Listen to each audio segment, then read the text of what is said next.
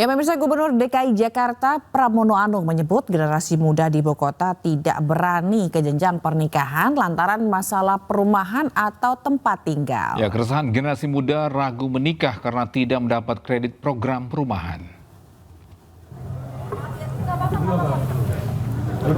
Ya, persoalan utama di Jakarta, menurut Pramono, banyak anak-anak muda yang mau menikah tapi tidak berani karena persoalan perumahan. Ia mencontohkan film Home Sweet Loan yang menggambarkan untuk memperoleh hunian atau perumahan sangat sulit. Pramono menyebut program gagasan Presiden Prabowo Subianto soal 3 juta rumah menjadi momentum yang pas. Subsidi dari Kementerian Perumahan dan Kawasan Permukiman akan membuat warga berani membeli rumah dan segera menikah. Baik, terima kasih Pak Menteri. Kebetulan ada film bagus yang namanya Home Sweet Loan yang menggambarkan bahwa memang untuk memperoleh hunian atau perumahan itu sangat sulit sekali. Sehingga program yang dibuat oleh pemerintah pusat dalam hal ini oleh Bapak Presiden Prabowo Subianto mengenai 3 juta rumah itu menurut saya momentumnya pas banget. Apalagi kemudian diberikan subsidi melalui program KPP ini. Sehingga dengan demikian bagi warga di mana aja ini memberikan kemudahan dan mudah-mudahan ini membuat keberanian yang belum punya rumah untuk segera nikah. Bisa warga Jakarta mengakui bahwa harga hunian di Jakarta dan sekitarnya kian tak terjangkau. Dan hal itulah yang membuat sebagian anak-anak muda enggan menikah sebelum benar-benar mapan. Dan berikut tanggapannya. Menurutku valid sih sejujurnya. Dengan gaji yang rata-rata UMR di angka 5 juta dan harga hunian yang mungkin maybe kalau kita ambil KPR itu nggak pernah di bawah 400 juta sih, itu sangat-sangat tidak. Menurutku nggak make sense aja sih dengan gaji saat ini. Bahkan itu patokannya untuk ukuran UMR Jakarta loh, gitu. Nah, sebenarnya mungkin ketakutan banyak para Gen Z sih salah satu tidak bisa membiayai hidupnya sendiri ya. Tapi kalau misalnya dengan ada subsidi rumah dengan bunga 5%, tergantung sih dari tipe rumahnya, karena aku aja yang sebagai Gen Z udah pengen yang murah, pasti pengen yang bagus, ya nggak sih? Nah, itu paling sih. Kalau dari aku pribadi ya, tanggapannya itu sebenarnya bervariatif ya. Lebih ke diri sendiri sih. Kalau dari saya pribadi itu lebih ke kayak mungkin banyak banget nih pengeluaran-pengeluaran yang emang dibutuhkan ketika menikah gitu. Karena kayak dari saya pribadi gitu kan, lebih memilih untuk mengejar karir dulu nih daripada untuk menekuni untuk berumah tangga kayak gitu sih paling. Untuk yang menikah? Benar itu benar banget, karena kan sekarang itu rumah rata-rata di atas 1M kayak gitu ya, terus juga mahal, terus kebutuhan pokok juga mahal kayak gitu. Kalau berdasarkan yang saya alami juga ya, karena emang umur saya juga udah umur matang untuk menikah sih sebenarnya ya. Emang berdasarkan ekonomi sekarang sih valid Mas kalau menurut saya ya. Karena ngelihat harga rumah, harga tanah itu emang sangat-sangat tinggi. Sedangkan pendapatan kita bulanan itu ya masih sangat jauh lah. Jadi kalaupun nabung kayak berapa persen dari pendapatan itu saya ragu juga sih bakal tercapai untuk dapat hunian.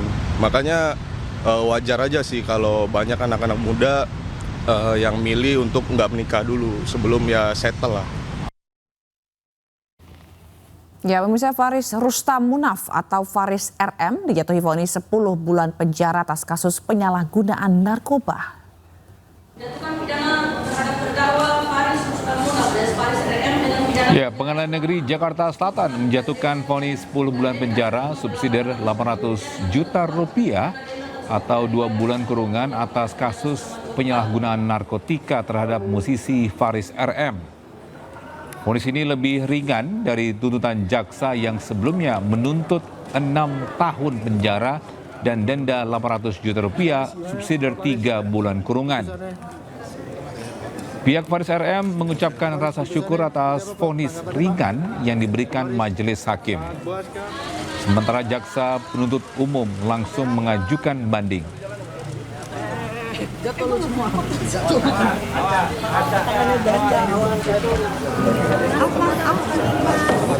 Ya, sementara itu sidang kasus pemerasan dan tindak pidana pencucian uang dengan terdakwa artis Nikita Mirzani kembali digelar di Pengadilan Negeri Jakarta Selatan.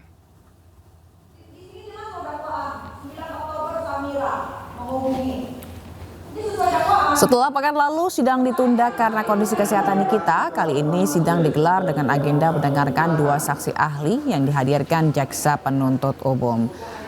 Pengamanan terlihat di sekitar luar pengadilan. Nikita Mirzani dan asistennya Ismail Marzuki didakwa melakukan pemerasan terhadap Dr. Reza Gladys. Jaksa menyebut Nikita mengancam Reza melalui media sosial dan meminta uang 5 miliar rupiah agar berhenti membuat konten negatif. Meski sempat menyanggupi 4 miliar rupiah, Reza tetap melaporkan kasus ini ke Polda Metro Jaya. Menjadi berita ini di radio ekstrak dan dituliskan oleh dia. 2 kali batal diperiksa, Lisa Mariana akhirnya memenuhi panggilan Barreskrim Polri untuk diperiksa terkait kasus dugaan pencemaran nama baik terhadap mantan Gubernur Jawa Barat Ridwan Kamil. Ya, Lisa Mariana tiba di Barreskrim Polri sekitar pukul 11.50 waktu Indonesia Barat. Lisa menjalani pemeriksaan lanjutan sebagai saksi atas laporan dugaan pencemaran nama baik oleh mantan Gubernur Jawa Barat Ridwan Kamil. Ya, sebelumnya Ridwan Kamil menyatakan laporan pencemaran nama baik terhadap Lisa Mariana di Barreskrim Polri akan tetap berlanjut sesuai prosedur hukum.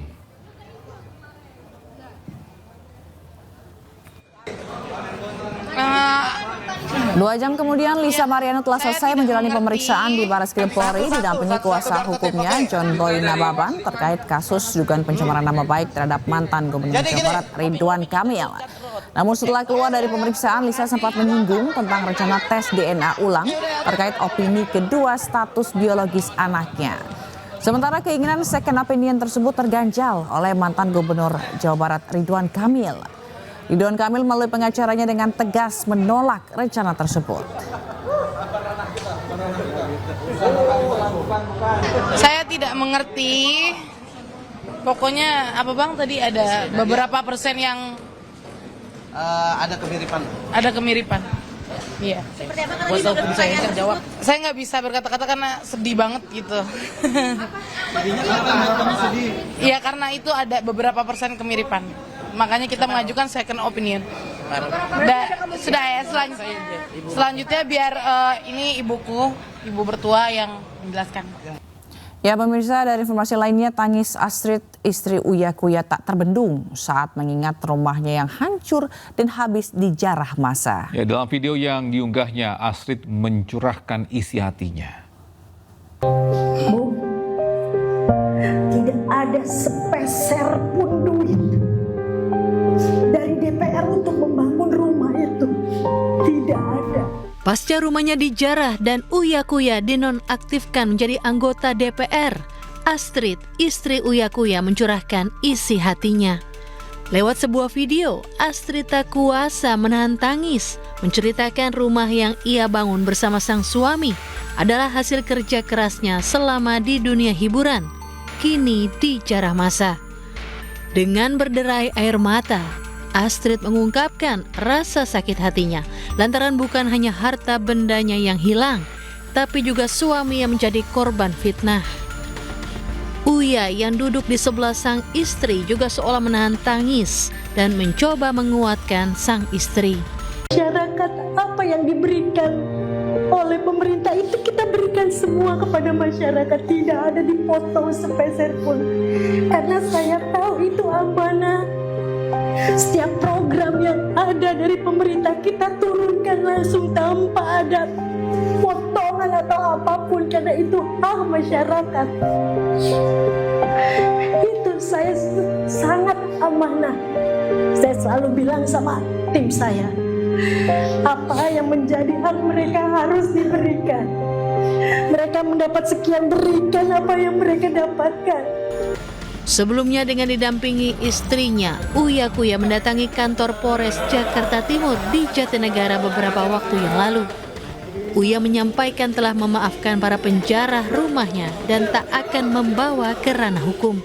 Terus terang, saya kalau 10 tersangka ini saya nggak tahu, maksudnya nggak, karena saya juga sampai sekarang belum buat laporan apa-apa, Dan itu kan mungkin hasil laporan model A dari polisi atau mungkin hasil tangkapan polisi pada saat itu. Saya juga nggak mengerti karena tadi urusan saya kan di unit PPA dan khusus buat ibu ini aja. Seperti diketahui, rumah Uya Kuya dan Astrid menjadi salah satu rumah yang dijarah oleh massa buntut dituding ikut berjoget saat sidang DPR, seolah tidak prihatin dengan kesusahan rakyat Indonesia. Dari Jakarta, Tim Liputan iNews melaporkan. Pemirsa, suar militer Zionis Israel meneror warga Gaza, Palestina. Ya, serangan diklaim Israel untuk melumpuhkan Hamas. Ya, puluhan suar militer Israel meneror warga Gaza dan ledakan sempat terdengar saat suar dijatuhkan di wilayah Sheikh Radwan, wilayah utara kota Gaza. Serangan ini merupakan bagian dari militer Zionis Israel yang mengeluarkan pernyataan bahwa dalam beberapa hari berikutnya serangan ditingkatkan berdasarkan info yang ada dengan tujuan melumpuhkan infrastruktur dan melemahkan Hamas.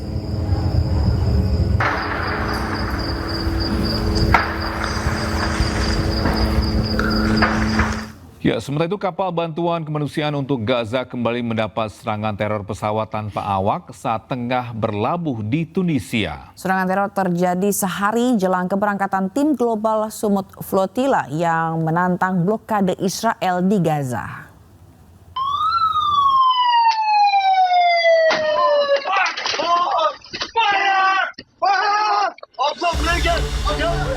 Awak kapal Alma panik saat serangan udara dari pesawat tanpa awak menghantam kapal pengangkut bantuan kemanusiaan untuk warga Gaza. Kapal ini tengah bersandar di pelabuhan Sidi Bou Said, Tunisia.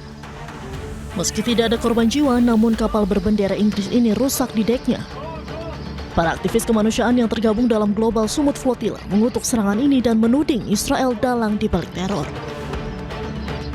Yang diserang secara pengecut oleh Zionis ketika sedang berada di perairan Tunisia. Ini jelas sekali melanggar berbagai peraturan internasional, melanggar dalam bentuk penyerangan terhadap sipil yang tak bersenjata, menyerang di perairan milik negara lain, dan banyak lagi. Ini hanya menambah panjang rangkaian atau silsilah pelanggaran-pelanggaran Israel terhadap kemanusiaan.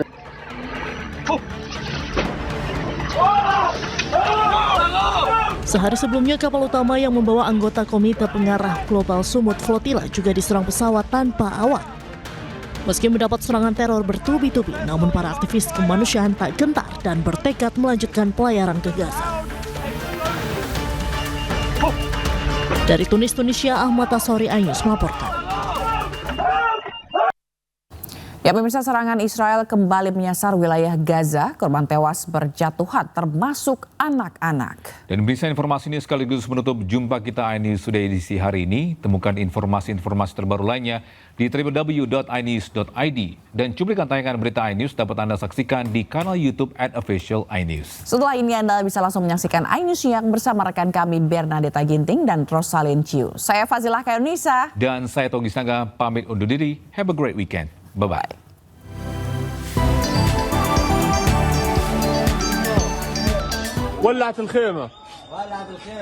Serangan tanpa henti terus dilancarkan oleh Zionis Israel di kota Gaza, Palestina. Sejumlah lokasi padat penduduk termasuk tenda pengungsian dan perumahan warga dibombardir melalui serangan udara dan drone Israel.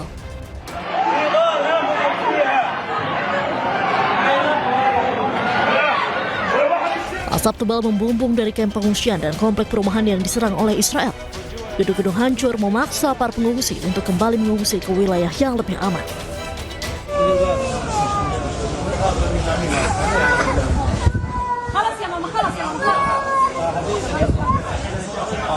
Di kamp Nusairat Gaza Tengah, sebuah rumah warga menjadi sasaran. Akibatnya beberapa anak mengalami luka yang serius. Hal serupa juga terjadi di kawasan Deir al-Balah, di mana sebuah drone militer Israel menyasar sekelompok warga Palestina dan menyebabkan sejumlah orang meninggal dunia, termasuk anak-anak.